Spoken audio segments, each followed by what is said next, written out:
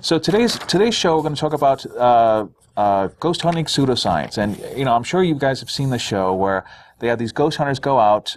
They claim they'll go to a place that they claim is haunted. They set up equipment. They look around a little bit. They look for anomalies, and bang, they find them. Almost every single show, they find ghosts.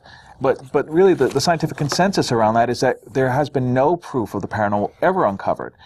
And so what I thought we'd do is we'd just take a look at these shows and see where what they're doing is not science and why that is. So, have you guys have seen these shows? What do you think of them?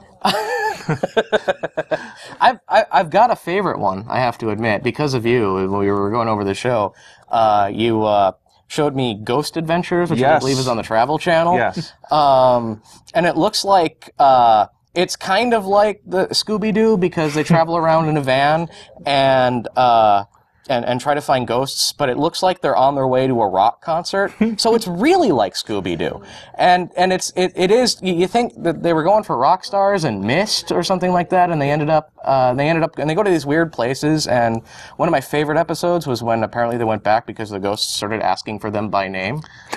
Oh, that's Paranormal State, I think. No, they did it on Ghost Adventure. Oh, did they really? Okay. Come on back. You guys were great. This was fun. Let's do this again. Yeah, of course, the unfortunate difference between that and Scooby-Doo is that in Scooby-Doo, they, at least the classic ones, they would be presented with a series of things that look paranormal, and then at the end, it's Old Man Weatherby with a mask. And is he's true. using an elaborate system of mirrors to make it look like there's a ghost. It really looked like an elaborate system of mirrors to me, but I guess unlike Scooby-Doo, in Scooby-Doo, they acknowledge it. And they also have the Three Stooges show up, which is cool. By the way, my favorite episode of Scooby-Doo is the one where they have a pterodactyl trying to scare away the locals so that he can copy Elton John records. I love that one. I love that one. So does he get put in jail or a medal? Because that's great.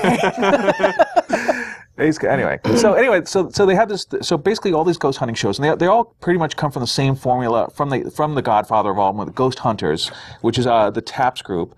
In a nutshell, they follow the same formula, and that is they research a place that they say is haunted. They go to the haunted place. They spend the night with some equipment. They analyze the equipment, and then they reveal to the owner what they found. And so one of the things I thought we'd talk about is why that differs from actual science. So the first one is the premise that that if we don't know what something is, it's therefore paranormal. If we find something strange, some anomaly, something we don't know what this is, it's got to be a ghost. And so, in fact, I want to go ahead and play the first clip. We have a clip on the show Ghost Lab where he talks about this is his origin story. This is his issue number 1. This is why he's a ghost hunter. Can we roll that clip? I look over in this field and I notice this group of Union soldiers just wandering through the field. I think they're doing a reenactment. So I tell my dad, hey, pull over. I want to get this on videotape. He does. I jump out, run about halfway across this field, stop, and I pan across. They're in frame for just a few seconds, and I stop it because I want to get a little bit closer. As soon as I look up to start running again, they're gone. And I mean, nowhere to be found. They would have had to move about 300 yards in a second to be out of my sight. There was no possible way. It was at that very moment that I knew that the paranormal existed. And I've been wanting answers ever since. Okay, so there you have it. We don't know what this is, therefore ghost. Sounds plausible to me. Something happened, therefore ghosts. Yeah, wow. one of the problems with this logical fallacy is that what if it is something cool? Maybe it's not a ghost. Maybe it is some unknown technology or some trick of the mind. It automatically excludes other cool things that it might be. Even if it was something that some science we're not aware of, it excludes that. One thing I notice, I mean, I can't really speak to how. What this guy's perception was, but because I wasn't there. But one thing that's interesting is that the camera goes off at a very convenient time. I mean, the camera is on and there's guys, and then it's off and then it's on again and there's no guys. But there's no way of telling, like, I noticed there wasn't a timestamp on those. Right.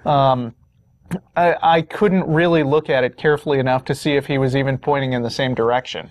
Yeah. The first time we went through it, we thought it was like a reenactment. We were expecting William Shatner to come out. Yeah.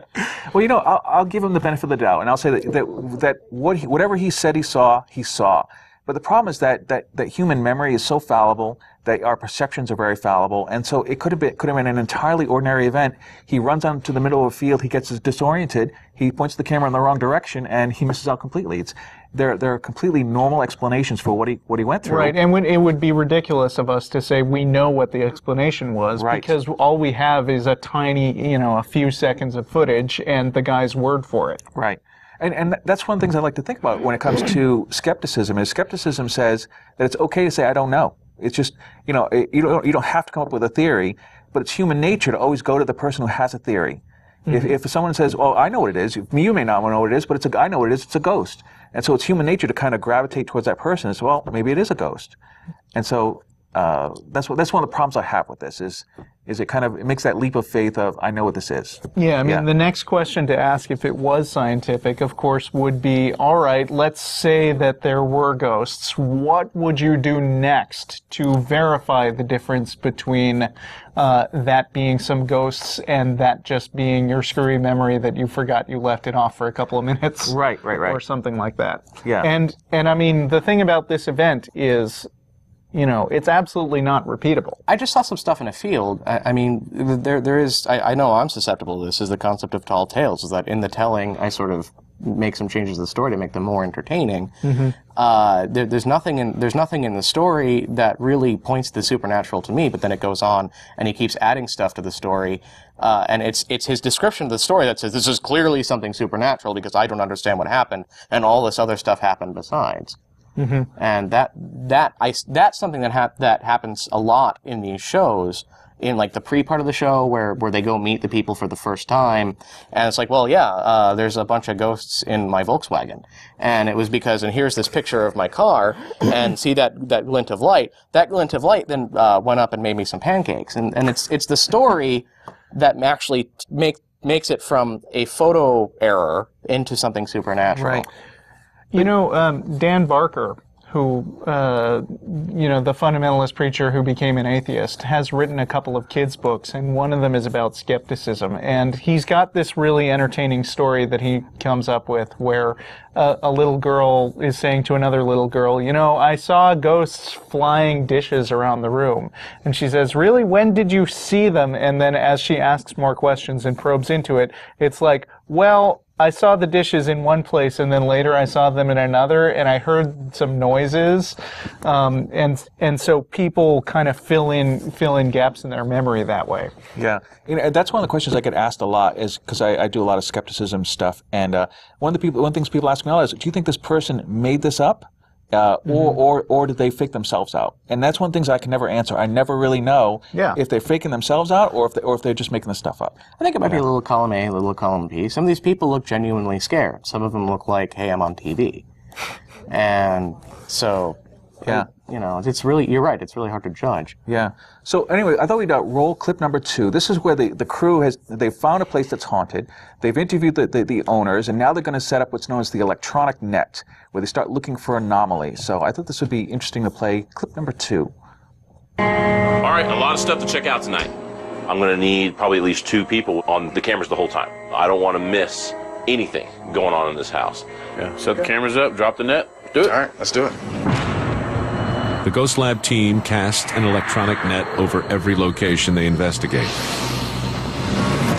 They cover the Fairfield Inn from bottom to top with video surveillance equipment, digital data loggers, and audio recorders to track any unexpected changes during the investigation. They also take a series of photographs to establish a baseline, which they can then compare with any unusual evidence. The building is clear and we are ready for the investigation to begin. Wow. Okay. So what are the problems of going to a residence, spending the night, and looking for anomalies, and just calling them ghosts? What I thought I'd do is I'd kind of demonstrate why that's not science. So I haven't mentioned this in rehearsals, but I have what are ghost hunting dice. Okay. Nice. You're going to get 6. You're going to get 6. And we're each going to roll our dice, and we're going to look for anomalies. Do we roll for initiative first? Or? No. Okay. All right. What do you guys got? Yahtzee. Okay.